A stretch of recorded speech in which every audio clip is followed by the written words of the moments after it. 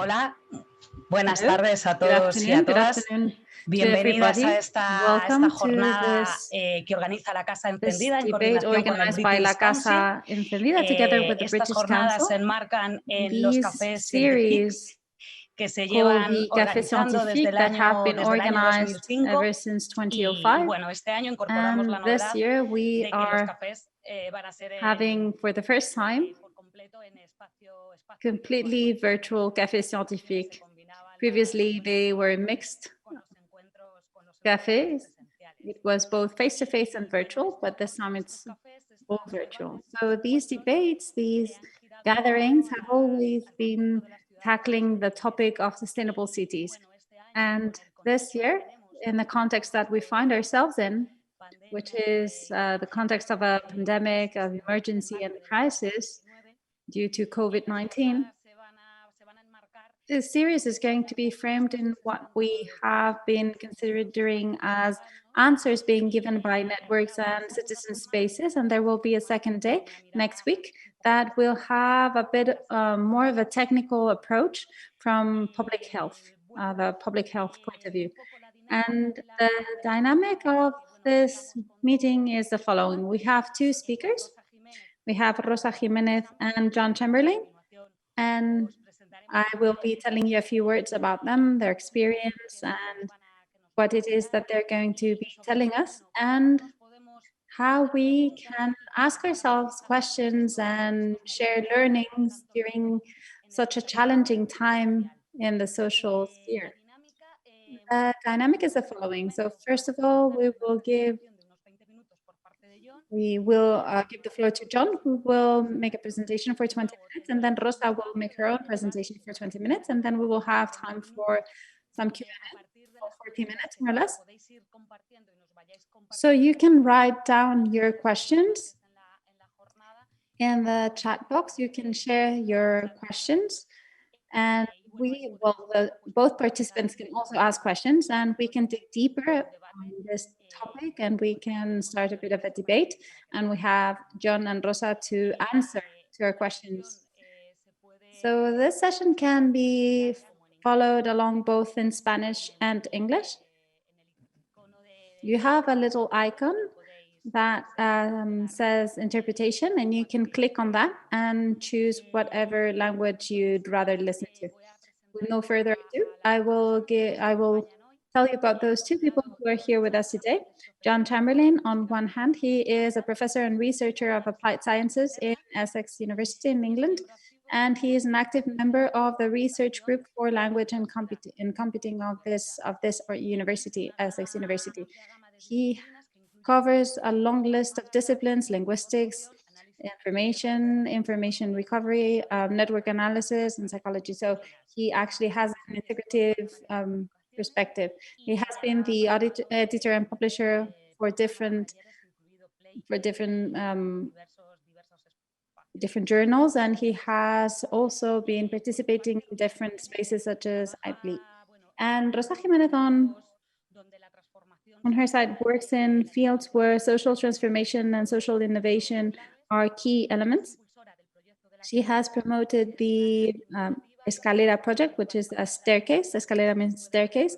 And they ask themselves the following question: how can we solve problems of common life? And with neighbors associations, they create different dynamics and they create tools to promote collaboration between neighbors.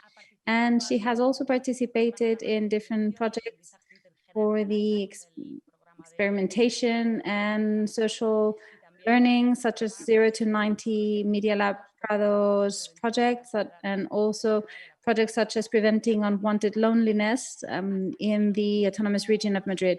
So we now have the opportunity of listening to both their experiences and their thoughts, and with them, we will be able to ask ourselves and them many questions.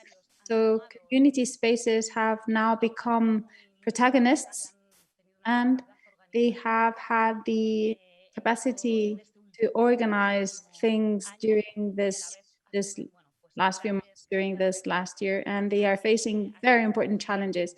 So it is a great pleasure really to be here today, and I would like to thank all the people present here today, all of you who are here with us.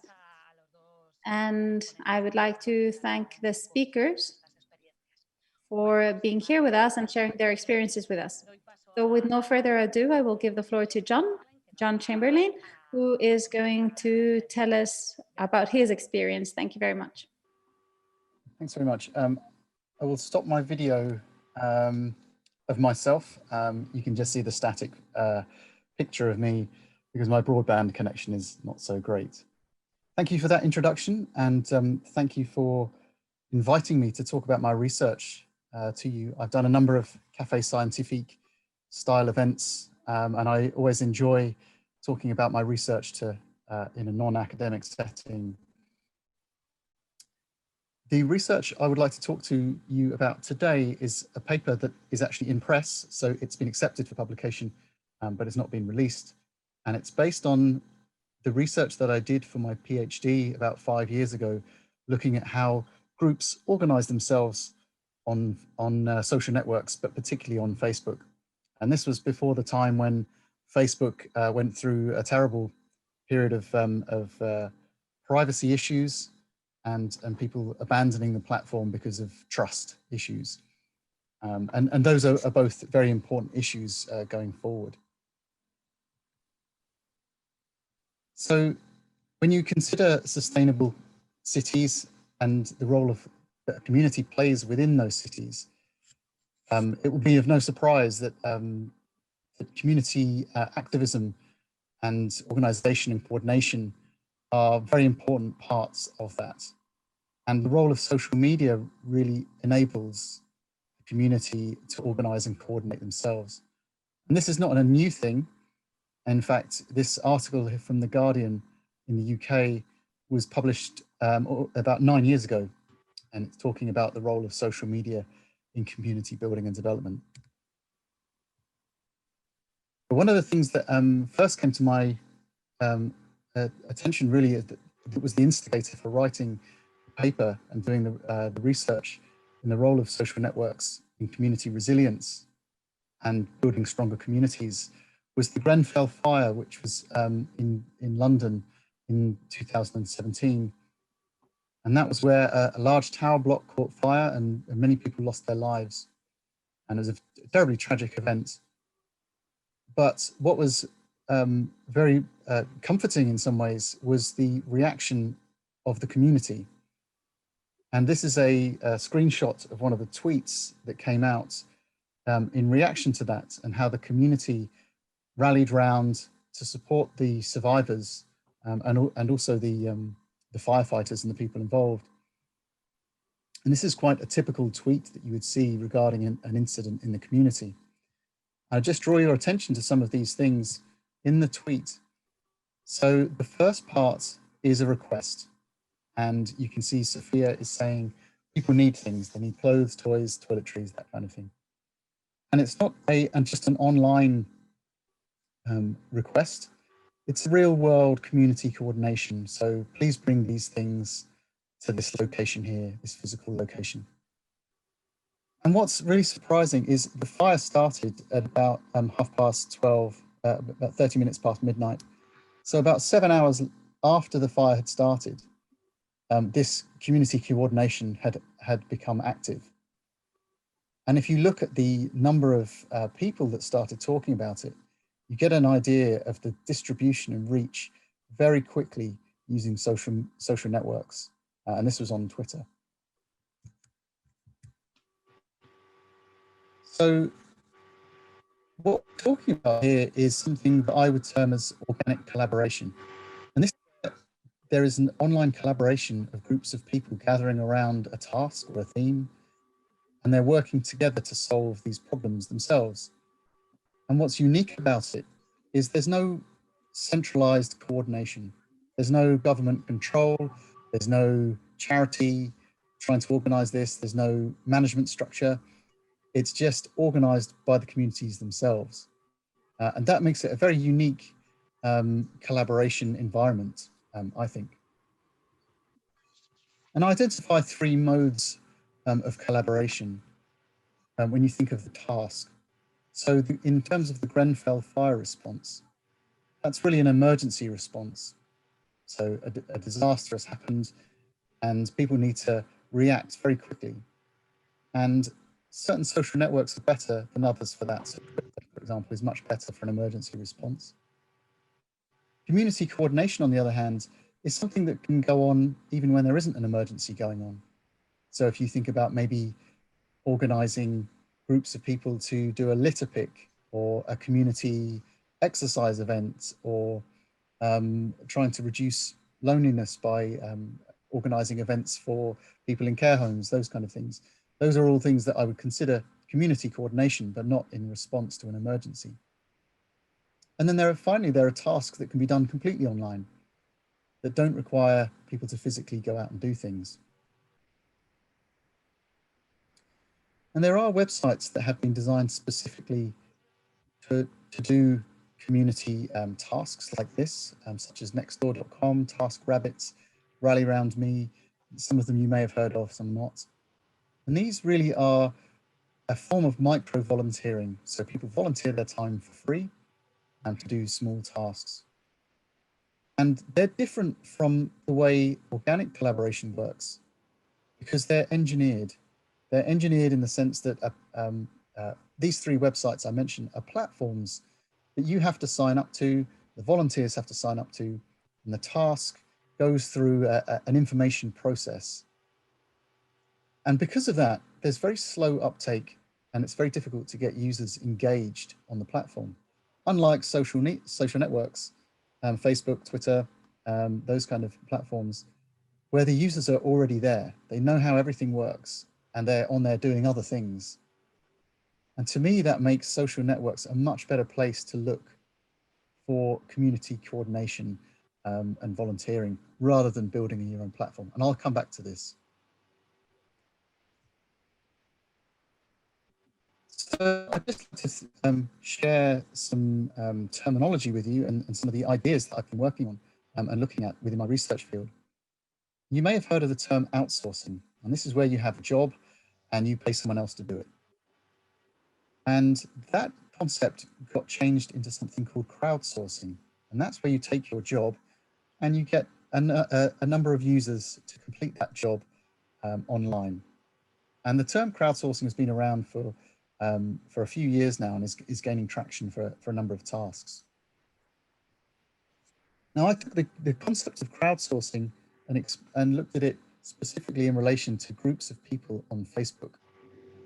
And I called it group sourcing just to change the terminology a little bit. And this is the idea where you have a task and a group of people who are connected through a group for whichever reason it may be, and they will complete a task for you with different expertise. And this scenario of connecting communities through this, what I would call group sourcing, so groups of people through social networks, creates a very a unique scenario. So the tasks that the group work on are created by the users of the groups themselves. And the communication is in what we call natural language. So people just talk to each other using just the normal language. It's unconstrained and it's multi-threaded in the sense that someone can start a conversation and that could digress into something else. The users are inherently motivated to be involved. They learn how to be involved by observing what happens in the group and in other tasks, and they work collaboratively to help each other. And perhaps most importantly is that the output or the result of the group working on a task is immediately accessible to the group and is beneficial to everyone. Now, this may apply to tasks that are solely online, such as can everyone fill in this petition or online form? But often these are tasks that involve community coordination as well. So you may have a group of people who gather online and they talk about how they can organize events and actually come together and successfully complete tasks in the real world. And this is just an example that happened recently to me. A friend of mine just posted on Facebook. He's not very well, and he said, "Is anyone passing the pharmacy to collect his medication?" because he was unable to do so. And there was a stream of comments from people very quickly in reply. And I just happened to be going past as well. And so he said, thanks, John. If you could pick that up, that would be great.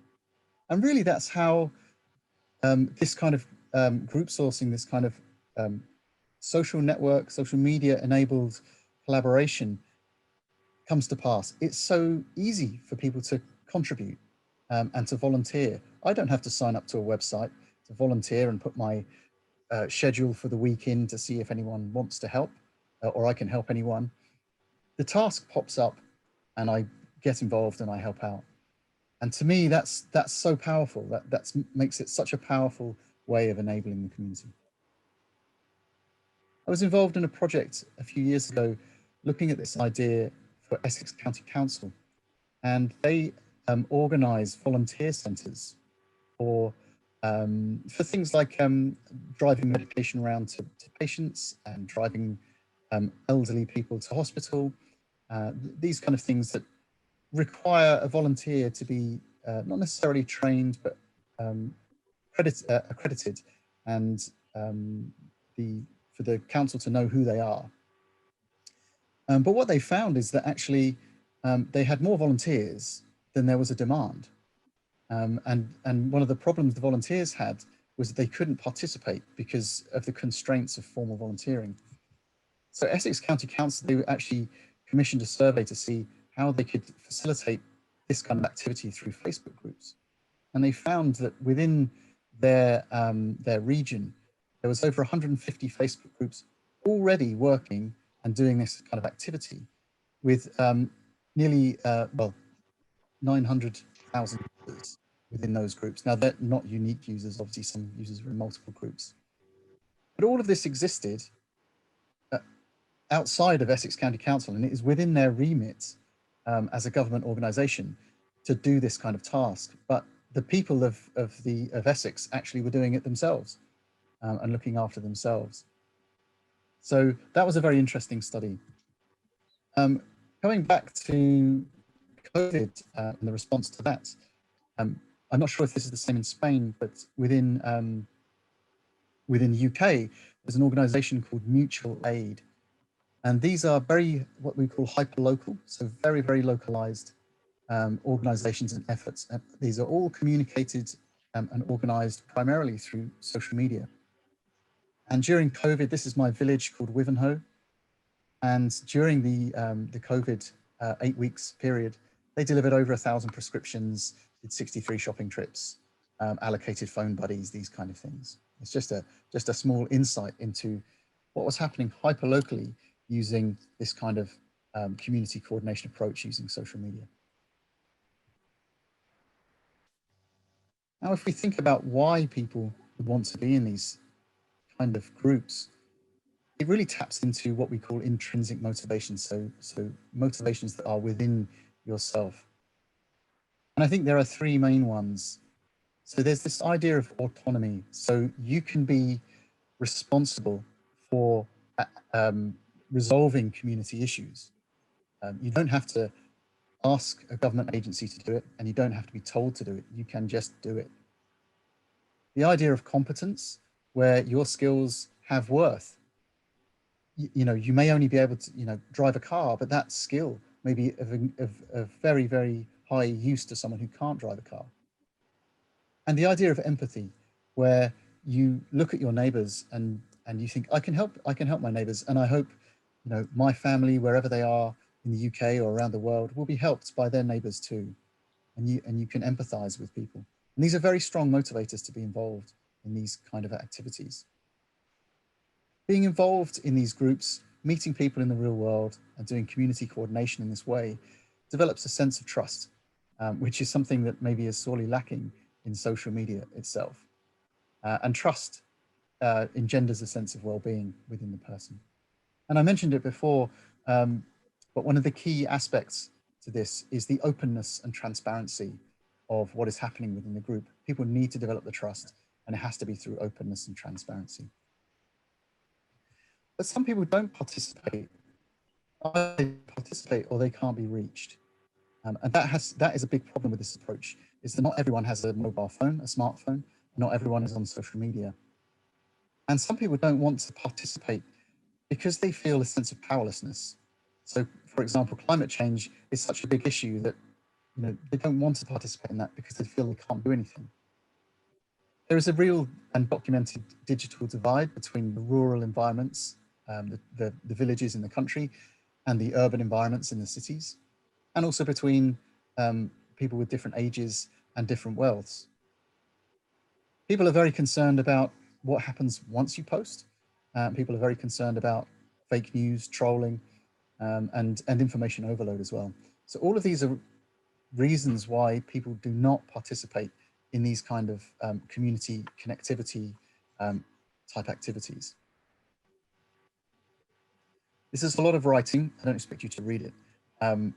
It's just really to make the point that if you were to build a system or a framework that would organize the tasks that people want to do in the community, I believe the best way to do that is to allow the social network to do what it does best.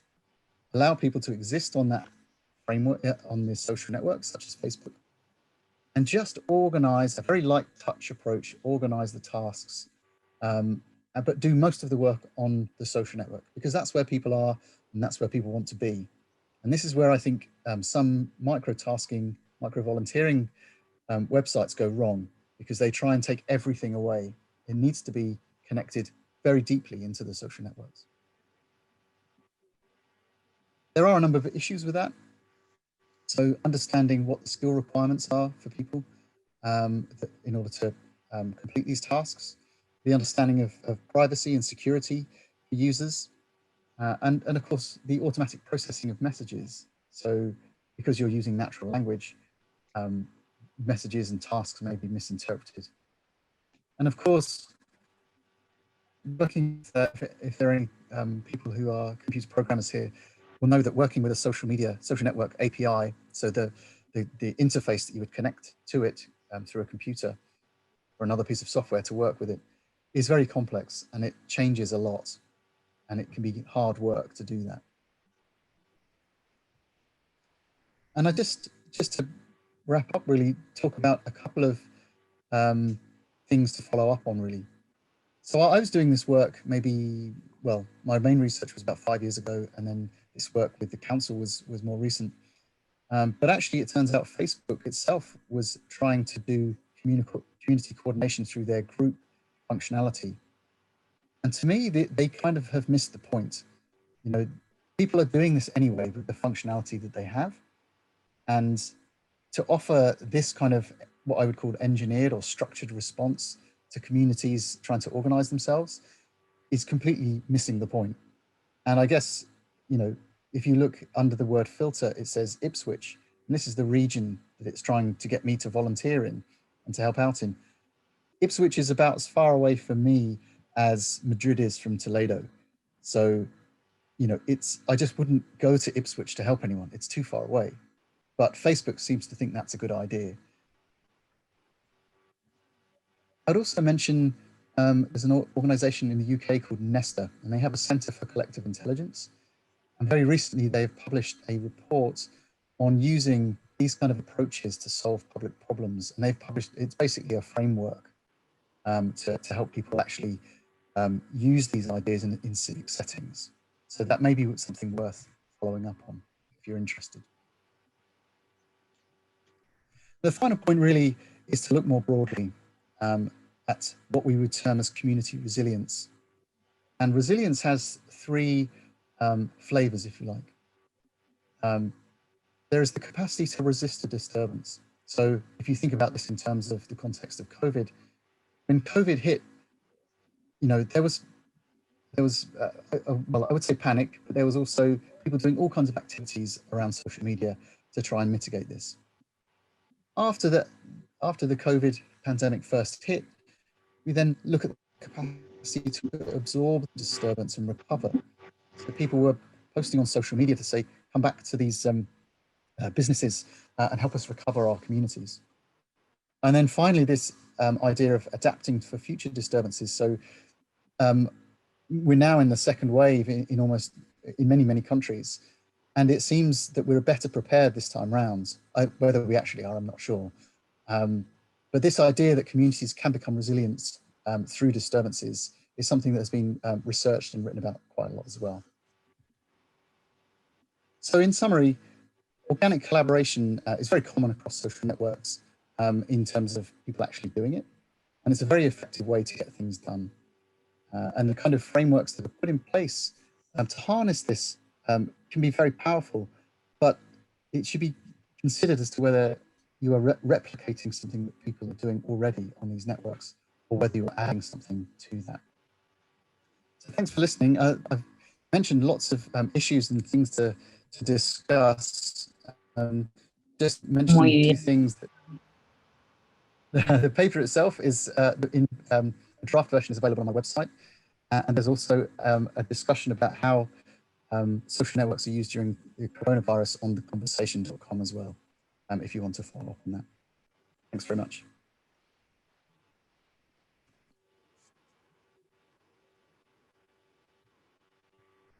Muchísimas gracias, John. Thank you so much, John. Thank you so much for sharing all of your findings of your research. And let's now give the floor to Rosa, and we will close this first part of the meeting so that we can then start with the Q&A and the debate. Okay, so Rosa, the floor is yours.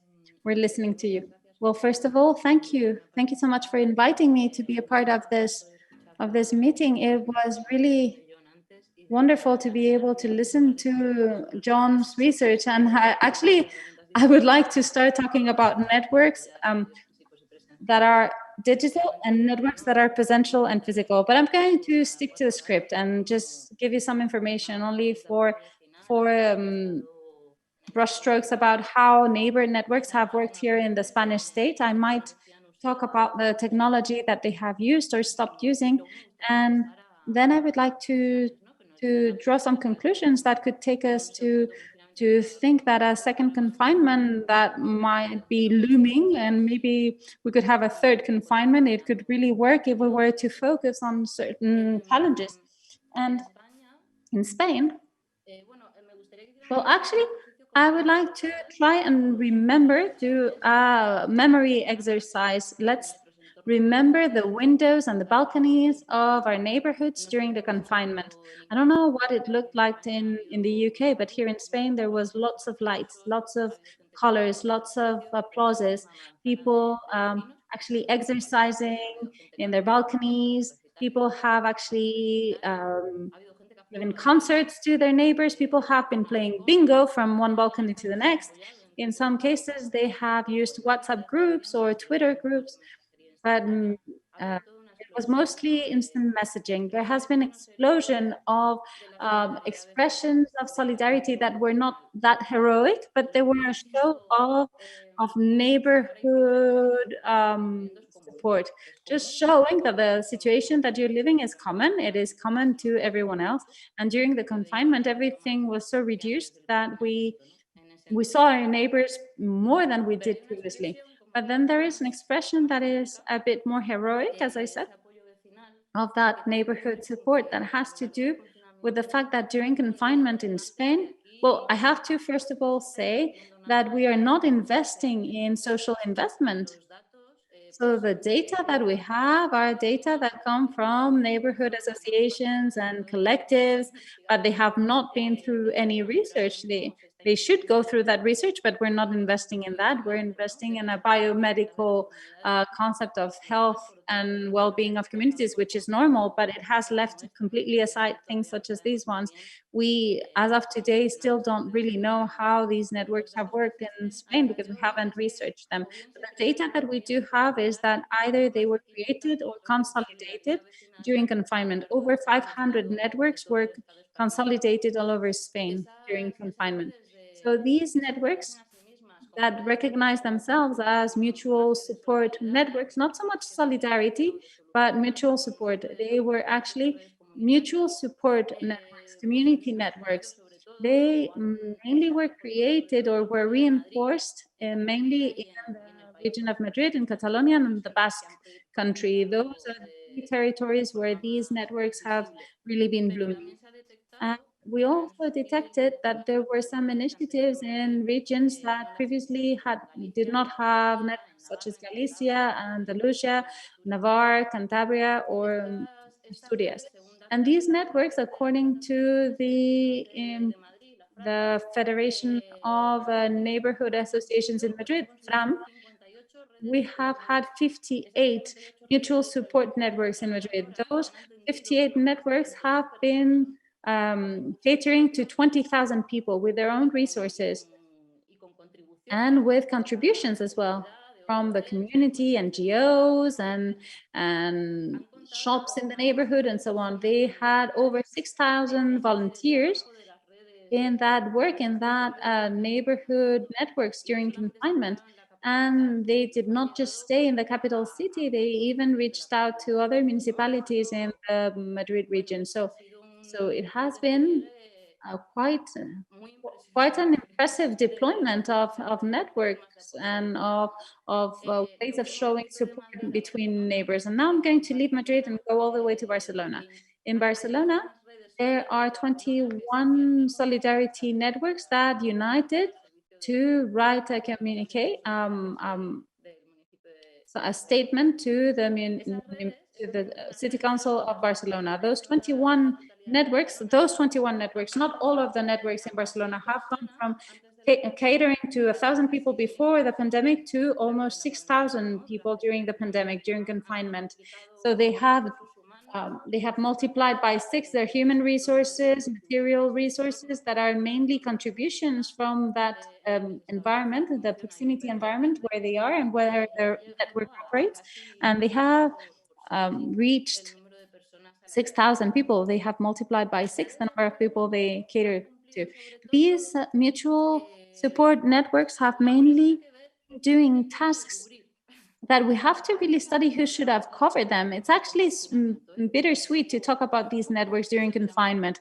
We will see later on why, because they have been covering food needs. They have been covering needs of going for their prescription or their drugs to the pharmacy, people who had been COVID positive or because they were very old or because they had some mobility problem that prevented them from going to the pharmacy.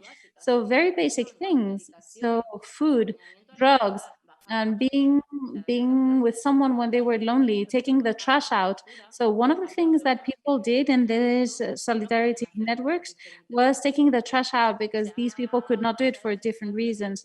They have also been providing labor consultancy, because there have been lots of dismissals during the confinement. Lots of dismissals have taken place, lots of exceptions that people needed to be supported during, because they needed to be able to respond to this suffering that they were going through. And something else that I saw was being shared in these support networks was IT. When they said, well, school is going to be online, you need to have a computer and a smartphone at home. Well, they looked for equipment so that they could share it with families and people in general who really needed it, so that they could keep on having a normal life. Well, it wasn't normal, but as normal as they could, or as normal as your neighbor's life.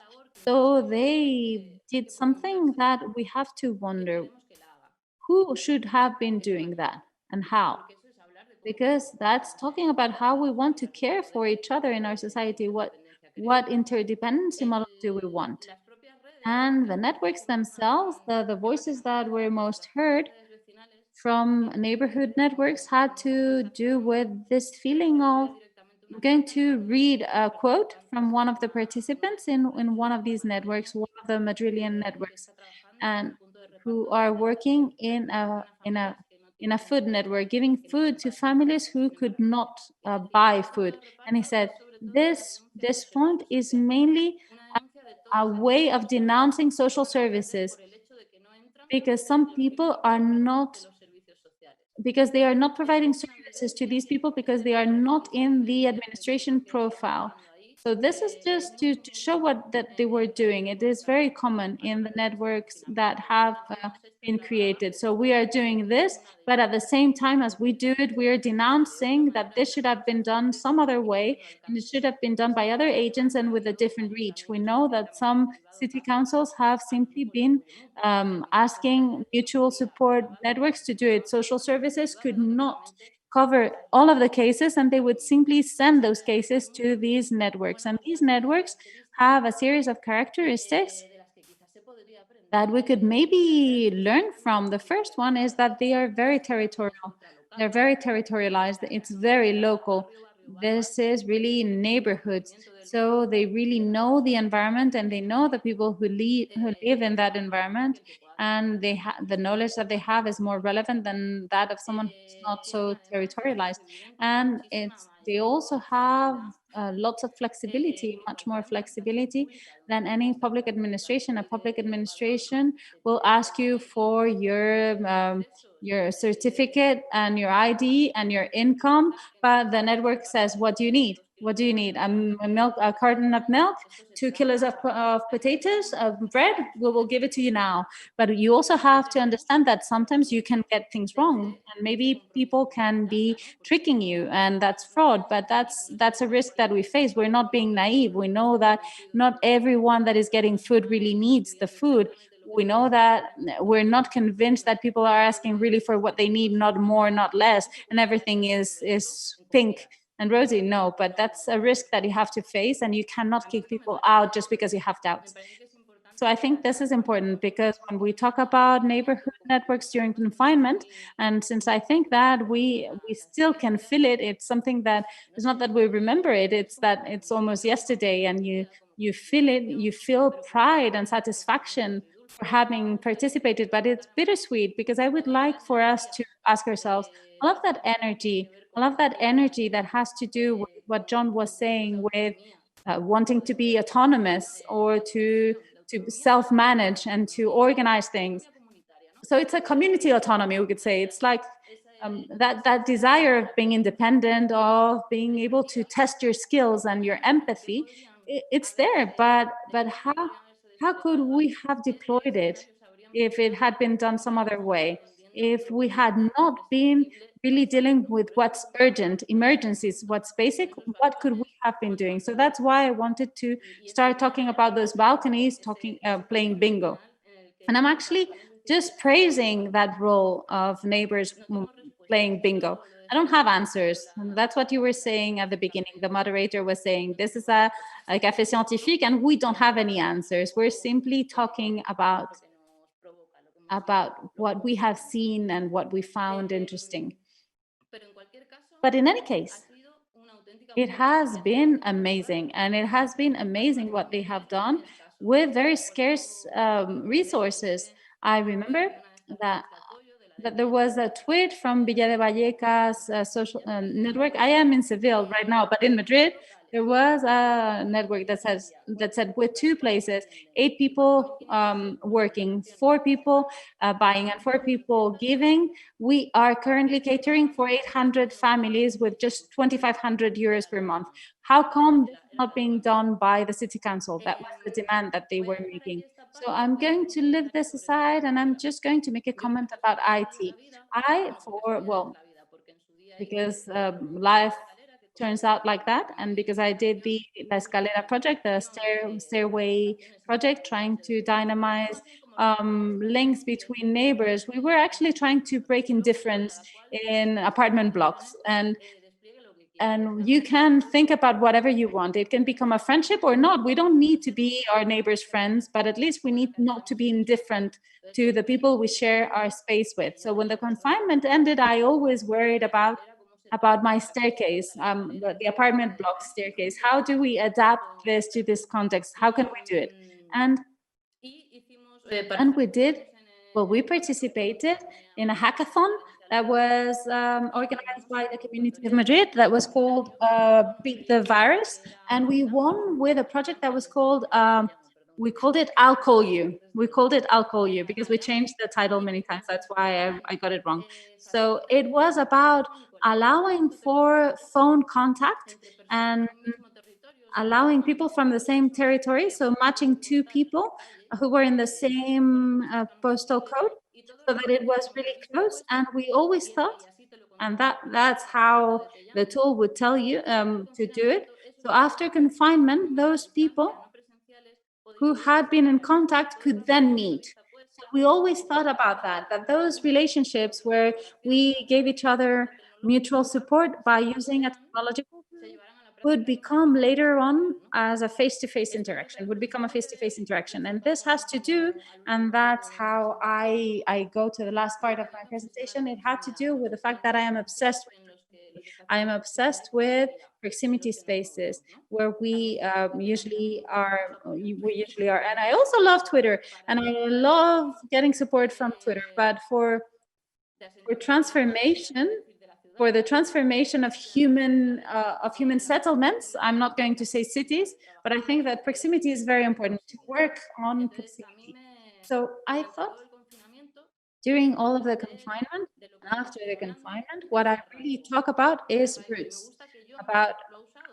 And John also talked about roots, about Twitter, and he said that these networks are making a mistake if they don't let people actually have some sort of roots in that technological tool so that it works better. Well, in physical life, I think that we have the same problem. And I think that that concept that seems a bit abstract of roots, I think it's not abstract. It is complex. It has different complexity layers that are very interesting. We have to think, for instance, in health and roots. Thinking about healthcare and roots is about primary care and the convenience and the need for having, during all of your life, the same team of professionals caring for you, because how you live, who you are, what happened in your day-to-day is important information as well for your health. So those roots, if you place them in health systems, in public health systems, gives you an added value. And we have not done that. We should have done that after the first confinement, at least here in Spain. Instead of reinforcing primary care, which would have allowed for that, for those roots in care, well, what we have done is, it's actually quite the opposite, to set up emergency hospitals that are not even done yet, and that will take people from other hospitals and from other care centers to cover their own needs, staff needs. So that's not what we should do. Now, roots. If we think about services, providing services and small stores, it has to do with something that was very visible during confinement. You know, that big malls stopped sending food to different homes, and they limited it. I lived with a nurse, and she was actually positive, COVID positive, and we did get our supermarket purchase home, but we had to really prove that there was a healthcare professional at home. So they were not providing those services when it was most needed. But then other stores, small stores that really knew their environment, that really knew who people were doing, they did the opposite. They found the way to start providing that home delivery service that they had never provided previously. And now, with regards to roots, it's going to be much more difficult for you to have a support system with your neighbors if you don't have access to a house, and if you cannot stay in the same house. If having a home does not mean that you can have a life project in the territory with the people and agents in that region, such as primary care, and small stores and schools and so on, that are part of that territory. So I really like to, in the end, I didn't know it, but I like to add one thing and the other, and to say that I think that for the next waves to be less difficult, so that we're in a better state to react, so that we can all do our best, the key is to have roots, and to have roots in technological networks or in the settlements we live in. And that's where I would leave it, because I think it's interesting to have a debate about that. Okay, thank you very much, Rosa. Thank you so much. Thank you so much. I think that really it was a great pleasure to listen to the both of you. And I actually think that it was quite balanced, a more digital, virtual perspective, what John was talking about, his research with very systematic work, and then Rosa's perspective that was more of a spaces, public spaces perspective. And I think that cities, which is where we have actually seen these experiences, with a higher organizational level that has really given a response to institutional problems. I mean, in other circumstances, in other moments, if we had a good social protection model, a more solid, structured social protection model, we would not have needed those community networks, or those networks would have cared for other things. Because maybe also from the association's point of view, could also cover some basic needs as well. I mean, they could cover the needs that an institution should have covered. And I think that it was very interesting to listen to all the qualities that you have shared with us about the different community spaces and these experiences, this support networks. And John was talking about coordination, community coordination, that horizontality that is generated in these spaces and added values that they bring with them. And also, I remember the idea that all of these experiences take place in communities. In many cases, they could exist and they can be quite diverse. These communities can be very different from each other. And I think that there is a great diversity, lots of different examples of context and experiences. And also an element that was very much present in both presentations that made me think quite a bit was wanting, knowing, and being able to participate. So how do we mix those three elements? And when we mix those three elements, well, depending on the hurdles, the situation can be completely different. So we're talking about the digital gap and other gaps that we can find in a study, a guide that has been published by the Ministry of Health, to just provide a tool for community networks with some guidelines. It's quite short, but I think it's interesting as well. Although it's true that we are not systematizing, we're not researching, there are some elements that are a bit more structured and that are resources. I mean, resources that can strengthen those networks. And it's also interesting for institutions to show that they understand the value of the community actions, because there was an important bottleneck. And I think that we should think about this, which is the coordination between the community and the institutional. How do we establish that the double perspective?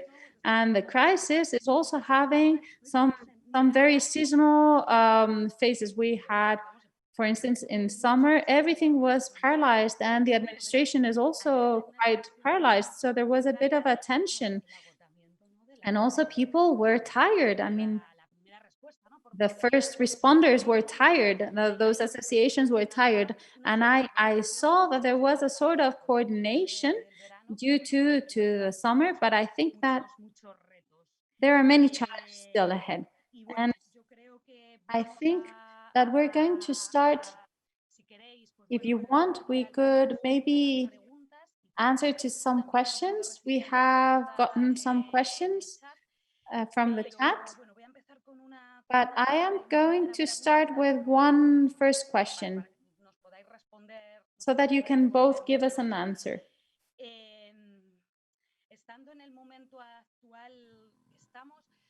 Finding ourselves in the moment that we are, what would be the two main challenges that you identify, especially understanding that we are in a context where we will have to deploy all of these strategies, all of these solutions, and one way or another, we do have all of this recent experience, quite an intense experience. So maybe there could be an information overload, and we still need time to consolidate all of those learnings. But if you could tell us what the main challenges are, what are the main challenges that you identify? Maybe John first and then Rosa? following the original order. Thank you. Yeah, I think what Rosa said, two things that she said, I think are my two biggest issues around this space. The first is the question of who should be doing this? Who should be looking after our communities? Because we pay our taxes and some people collect our bins and they offer community services, social care. How far does that extend? How far should we expect it to extend? And at what point do we intervene as a community and do it ourselves? And clearly during COVID, in the UK anyway, the local authorities couldn't do anything. They were not equipped to cope with the challenge. And that's why communities mobilized themselves. And I'm sure that's the way it is, worldwide. But who can do that? And working with the councils that I've worked with, they can't do it because they are hampered by privacy issues, things like GDPR, trust. They can't get the community to do these things because of institutional blockage. Whereas you can connect to someone on Facebook and go and help them out. And as Rosa pointed out, there is that trust issue. The person who's requesting could be tricking you, or you could be tricking them, and you might take their money, and there is that risk. And authorities can't take that risk. And as a community, we do take that risk. So that's one issue. And the second thing, coming back to what Rosa said, is about this idea of roots and communities having roots within social networks and social media. And I would just kind of make the point really, or the issue, that social networks and social media are owned by private companies. So to have roots in a private company I find very troubling because they're not in public ownership. It's not like, having your roots in a physical space, which is, okay, owned by someone else, but you feel you have roots there. Should we feel, is that okay? I mean, I guess millennials feel it's okay. I'm not a millennial, I'm too old. But I feel uncomfortable with the idea of having my roots, my life on social networks. I know younger people don't feel that as a particular problem, but I would see those as the two issues. Who should be doing it, and should we be having roots on social media?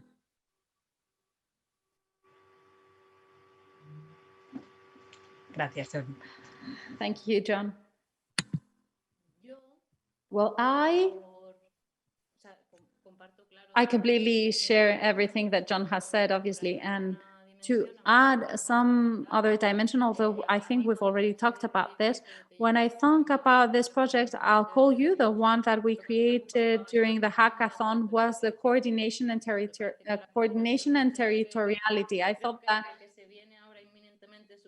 what we are going to be facing, and we're not on time to work on roots, I'm afraid it's always the important and the urgent. Well, what's urgent right now is to improve our coordination capacity between the different agents, because in the end, they are the ones caring for communities, the most institutional ones and the most community ones, informal ones. I think that's very, very urgent, and we're very far from having it in reality.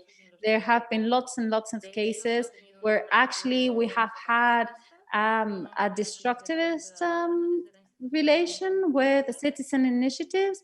The public administration kind of wanted to destroy them, and they have just set hurdles for us. Here in Madrid, it has happened often, more than once. They had a place to stock food so that they could then deliver the food to those 5,500 families, and the town hall has closed that space. So I'd say that we need coordination, but 8 steps down, just letting us do things without even coordination, that would be an important change. And I'm thinking about the most immediate future. I'm thinking about a second confinement, because I think that we're all there. We all think that there's going to be a second confinement. So that's really my mindset. And that's quite urgent. We really need it because there are amazing capacities. Some of those capacities have to do with that reflection, that background reflection of who needs to do what. Because if we think about the degree of institutionalization of a care structuring, so mutual support with 4 or 5 neighbors who are doing their thing is not so much an institution as a network that is providing or catering for 6,000 families every Tuesday by doing this queue. In this informal support network, we are getting so close to care institutions that we need a coordination between different agents. It is fundamental because they will never be able to give you the same sort of care, and you don't actually want it. I don't want the same sort of care from the institution than from my neighbor, from my mom, or from a friend. I mean, these are completely different roles that contribute to that general well-being. And in this case, the mother, the friend, oh, I could take that off the list. But it is basic to coordinate this without setting hurdles and without being afraid of not controlling everything, because I know that institutions are afraid of not being in control, but we need to coordinate the different agents that are there contributing. Yes, I actually think when I think about roots, about those roots that you were mentioning, I think that the opposite element would be red tape, bureaucracy, getting far from the real circumstances, not being really set within the context. And that's where community spaces have shown a great capacity to be flexible and to adapt themselves. And I'm going to read some of the questions that have been written in the chat box, okay? And then we can continue with the conversation. So the first question was, well, with regards to what John was saying about the way of collaborating in an organic way. And the question is whether he thinks that social dynamics tend to increasing or to just getting up to a growth point and consolidating themselves at that level. And I'm going to ask you the second question, which is, now talking about motivations, the motivation of these organic spaces and social networks, how do these motivations produce or generate a bit segments that are a bit more violent in these social networks? So if that's already with you, you could just respond to these two questions, and then I will continue with some other questions that are being sent to us by the participants. Yeah, so the first, in answer to the first question, the capacity of people to engage in community activities or any activities online depends on what it is. And there's lots of interesting examples about how this is very unevenly distributed. For example, I think the clearest way of looking at that is if you look at Wikipedia. And so the Wikipedia pages, which are all generated by the crowd, by online people, and they generate whatever they want. And if you look at a Wikipedia page for, say, Iron Man, the film, it'll be 3,000, 5,000 words long, probably longer. If you look at a Wikipedia page for Welsh poetry or something like that has a long history, lots of art, it'll be very short, because people are interested in different things. And it's the same with coordinating, using decentralized coordination of people through social media, is that people they will be interested in different things. And there'll be different causes that motivate them, different things that will get them to be involved. And COVID was a great galvanizer. People thought, it doesn't matter what I'm interested in, I want to help whoever needs help. And that was great to see. But before that, it was very difficult to motivate people in things they didn't want to do.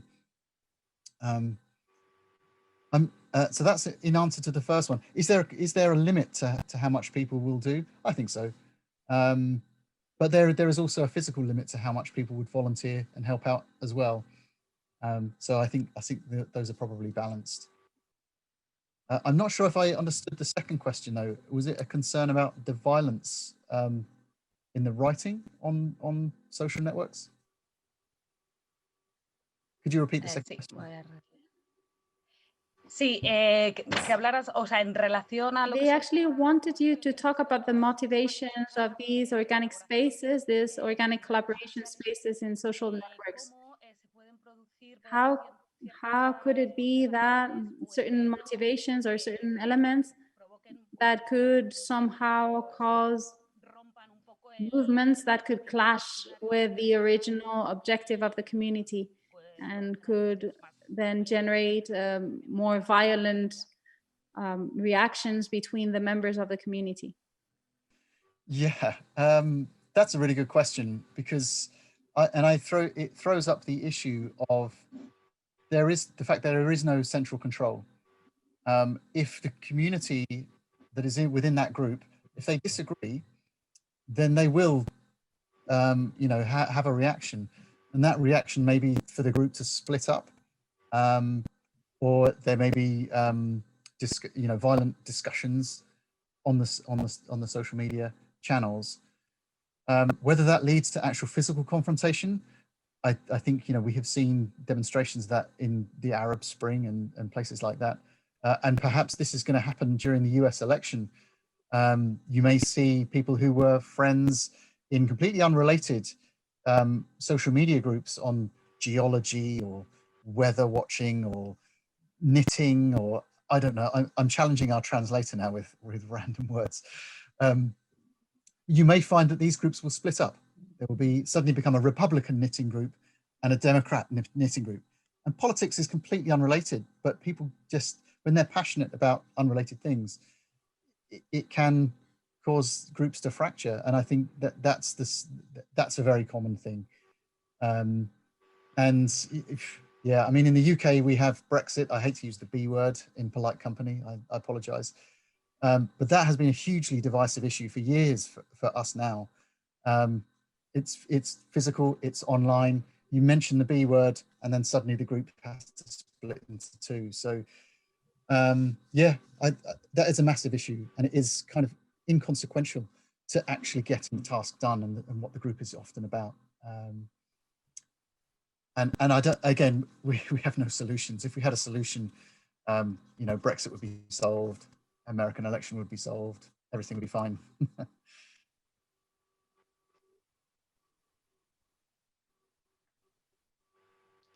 Muy bien, gracias. Gracias, Okay, John. thank you so much, John.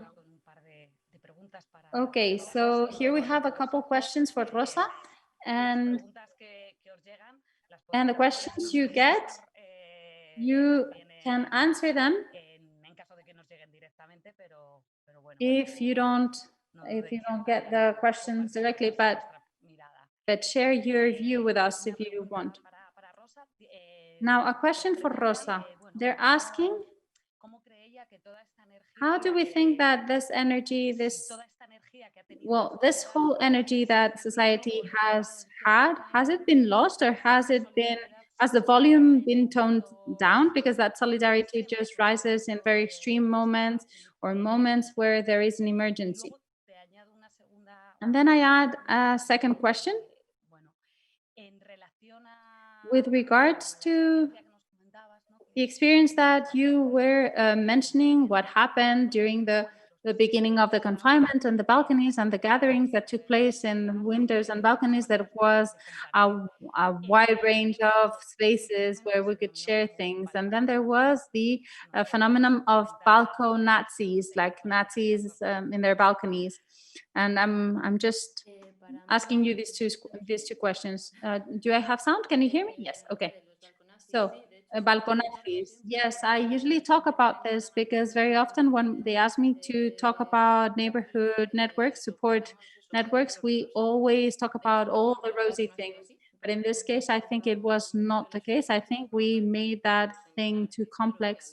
We made it very complex. So I thought it was not necessary to talk about the fact that there were shows of intolerance, of lack of empathy, from those spaces that connected us to other people that were the windows and the balconies. I don't want to take too long because I'm actually doing a project about remote hatred, that hatred from your balcony.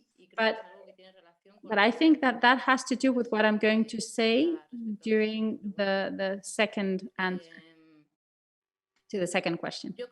So I think that might be a bit demagogical, but I'm going to be quite extreme. I think that this solidarity was not born there. It just found its channel. I think that we have reached a point where we have turned our proximity spaces in places where we can, where asking someone if they're all right makes us feel unpolite, violent, aggressive. And if we offer helping someone, you feel bad as well. You have to really think about whether you want to offer your help. I think that this way of life that we have created in our proximity spaces has somehow closed certain channels to that solidarity. And with this project, this staircase project that we were talking about, I have seen different things that happened. One of them was called Shouts in the upstairs apartment. So it was about gender violence, thinking with our bodies and our heads, because we use theater to do that. So what happens to us? How do we react towards extreme suffering, vulnerability, violence, when it's very, very close to us, when it's really, really close to us, in your same apartment building, in your lift that you take on a daily basis. And my feeling is that we don't really have the tools. I mean, we don't have this possibility of using our neighbors as a response to those situations, because we have a cultural model that is very individualistic, because the apartment building is both a private space and a common space, but we think it's private, and then it's all very complicated because everything is invasive, everything is intrusive. And I think that we have to relearn what community is and what being neighbors is. And sometimes when you have that solidarity within you, you don't know where to put it. You don't know how to take it out of yourself. You don't know how to talk to someone who you think might need your help. As a silly example, I would say that in La Escalera, there were lots of neighbors who said, I want to work with La Escalera because in the second floor there is a very old person and I'm always worrying about that person. I want to tell them whether they need something, but I don't know how to tell them because I don't want to invade their space. I don't want them to think that I think that they don't know how to do things on their own. That's the culture that we have. It's not good to not be independent. You have to do everything on your own. Your public space is yours and no one needs to see you. So we have all of that culture. And I think that this situation was the exception to that culture. And I think that it's not that solidarity arose from this. Well, obviously it increased, that feeling of solidarity increased. I think that just by looking at ourselves, we were very sensitive. All of us were very sensitive. There was a sensitivity that was there at our fingertips. But it is very important to understand that, and understand that how we have been educated was to not look in the eye at someone else in the lift. What's polite is to create silent carts, silent wagons in the train, and having silent kids. And what's polite is telling people you're making too much noise. So in the end, what we do is create spaces without noise, without friction, without that training that I believe we need. We need that training. I don't know if I managed to explain to you what I mean by all of this. If I haven't managed to explain what I mean, then I'll continue. Okay, thank you so much, Rosa. Because as a matter of fact, I think that this is an opportunity to relearn what's community and where the limits are. With everything that we said previously about coordination with institutions and where there is potential, where the motivations are, and also the natural feeling of those spaces, to feel them as a community, as a common space. So I think it is very relevant. I think that the dimensions that the community brings us, such as transferring information, because it's a context of trust. We also see it in the digital space, as John was saying. Those trust networks there are not so many barriers as you would find in an institutional intervention where there are other bases, other protocols. I think that we also have to highlight everything that has to do with emotional care and care in general. I think that one way or another, we're all talking about this, and from different perspectives, from different viewpoints. And then I would like to then think about how we can get closer to the vulnerable groups, the groups that might want to participate, but they don't have the technical means or their position of power within their community. For instance, I'm talking about teenagers, because right now we are seeing all of the elements of society and all the members of society. How can we include those collectives as well? Because it could be a bit more complicated to reach out to those vulnerable groups. Very often, there are mediators in the communities to get to them. And that function that the community has of being the mediator for certain collectives is also very relevant, right? So would you like to tell us what your point of view is with regards to this, with regards to vulnerable collectives, how you see that? Should I? Okay. Okay, then Rosa, and then John can take the floor. We will change the order in this case. Well, to me, there are two main things. On the one hand, not everyone needs to participate. We don't necessarily have to reach out to everyone. I think that it's just about creating the conditions so that there is co-responsibility, interdependence, and community commitment. It's not about measuring the conditions in the number of participants, in a very specific way of participating. I work in participation, but I'm always imposing ways of participating, and I actually bore myself with that. And it's good. I mean, it's good to establish ways of participating, but it's not bad. But you can also not participate. You can also not participate and feel that you're part of your territory and of your neighborhood and of what is happening there. That's on the one hand. And on the other hand, I also have to put my professional hat on and say that it is really a pity that we are not really dedicating any resources in community strategy to face this crisis. This community mediation would allow us to really land in the territory in a micro local way, really connected to all of the other experiences.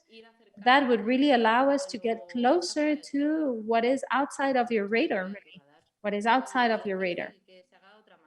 And it's difficult to do it some other way. There is a bottleneck in administrations and NGOs. When you look at them, you always see that they are frustrated because they say, but people who are in their homes who don't know that we could help them this or that way. Well, that frustration is always there because they cannot really reach out to everyone. But I think that it really has to do with creating the circumstances so that we have that development, that community development, those neighborhood relations. Sometimes it's support, sometimes it's heroic acts, and sometimes it's just indifference. Muy bien. Gracias, Rosa. John, te escuchamos. Thank you. Sorry, thank you so much, Rosa. John, Yeah, so my work with Essex County Council, their two largest groups that cost the most amount of money in social care for them are the over 70s who are experiencing social isolation and the consequences of that, and people with learning disabilities. And there are two groups of vulnerable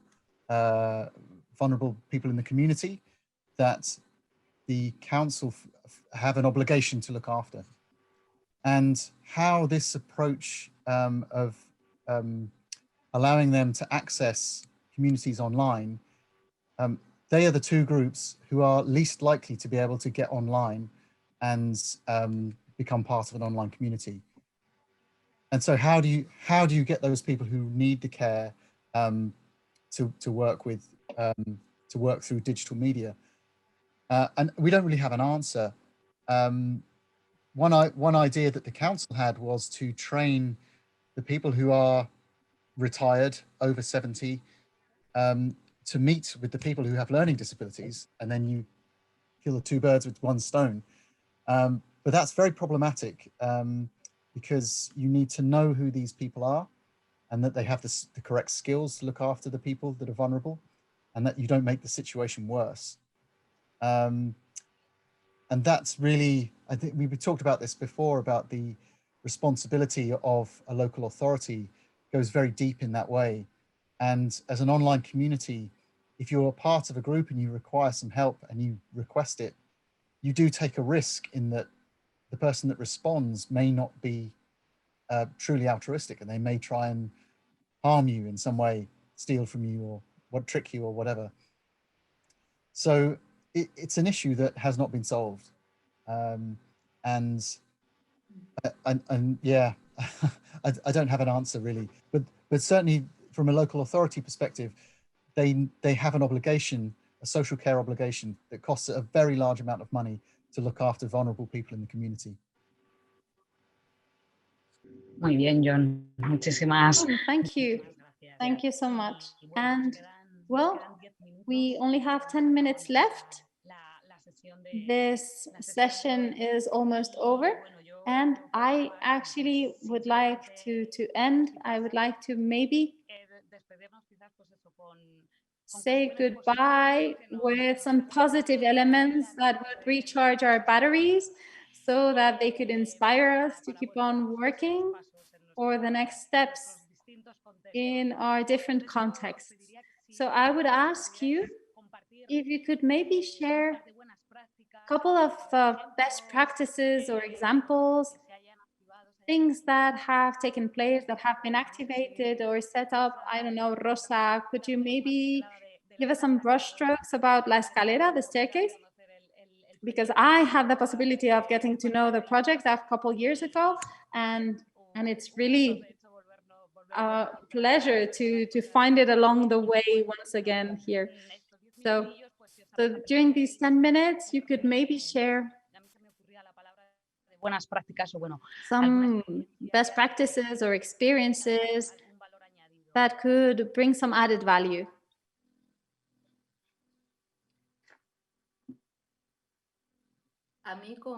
Well, with this comment you made of the staircase, La Escalera, there is something I didn't do during the presentation, but I didn't mention during the presentation because I forgot about it. So I got to work with one of the support networks in Madrid, and it was bittersweet. Once again, I'm always using the same word, bittersweet, to see that there were enough people willing and organized to go on a daily basis or every 3 days to man's home in the neighborhood. He was 10 minutes away from your home just to take his trash down, and he did not live in a single family home. He lived in an apartment building in La Escalera. That's what I mentioned. That's what I wanted to show. That I think that it has an important transformative capacity. You actually decide to be in touch with your close environment. And it's actually wonderful to have a neighborhood support networks and people willing to take the trash out for an old man who could not do it during confinement. But it is terrible that he could not find that help within his same apartment building. So it's terrible. I don't know what I mean to say with this, but there are small things like that are huge and that could be done without the need of mediation. Actually, during confinement, I actually saw that there were many experiences that I wanted to see as something that were inspired from La Escalera. And in internet, there were lots of people who said that you should print out a table where you would explain, where you would say the care needs, what time, your name, etc. That you needed to print that. You should put it on the door of your apartment building, and people could fill it out. And I thought, well, that was something that was just an excuse. It was just an excuse because I had identified that we needed that third element that would give you that oil that would make the machinery work, and that way you could just knock on someone's door without that shame. You could simply knock on their door and say, here, we have this, could you help, or do you need something? But now they are systematizing everything. So La Escalera had become a very complex table that you need to print with your printer, because we understand that you have a printer at home, and then you have to put it on your door and you have to follow these instructions. But you have a paper and a pen, you can simply write down a note, and you don't need to do that table. You can simply write a note and put it on your neighbor's door, or you could just knock on someone's door and then get a few meters away and put your face mask on and use a WhatsApp chat. WhatsApp chats are usually very, very useful for neighborhood social networks. So it's just funny. Okay, thank you, Rosa. John. I think, Rosa, I would agree with you that, you know, the power of even one of the smallest things that happen, you know, taking someone's trash out, it has a huge impact on their life. You know, for a busy person like me, I see lots of people every day. If someone took my trash out, wouldn't, you know, I'd be, oh, thanks. But it would be quite inconsequential. For someone who hasn't seen anyone for a week, to see someone and to chat, even just for 5 minutes, it makes such a massive difference. And just to give you a story from Essex County Council, how they, one of the ways they try to engage local communities through Facebook, they identified a need for training local people, local shopkeepers, in mental health training for working with people with learning disabilities. And what they found was that people with learning disabilities, they want to go to the shops, they want to lead a normal, active life, but they're worried about going to the shops in case they can't communicate properly. So they gave the training to a number of shopkeepers in the community, and they put a little sticker on their shop window, and it doesn't say, you know, you can come in. It's just a smiley face or something like that. And so when the people with learning disabilities were out shopping, they saw that in the shop window and they thought, this person, shopkeeper, has taken the time and trouble to learn about my disability, and I can go in here and it's a safe environment. And again, it's just another small thing that helps someone who is maybe terrified of going into the shops, but they can go into this shop and they'll know they're in a safe environment, and then they'll know that they'll be looked after and be treated as a human. And it's these small things that I think are very, very powerful. And I guess that would be my kind of parting sort of message. We don't have to solve everything, but we need to make a small difference, and those small differences are very powerful.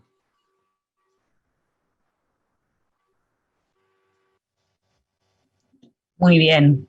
Great. Pues muchísimas. Well, thank you. Thank you so much to both of you. It has really been a pleasure and a luxury to be able to share all of these experiences with you and all of the learnings that I think that all of us are taking home with us now.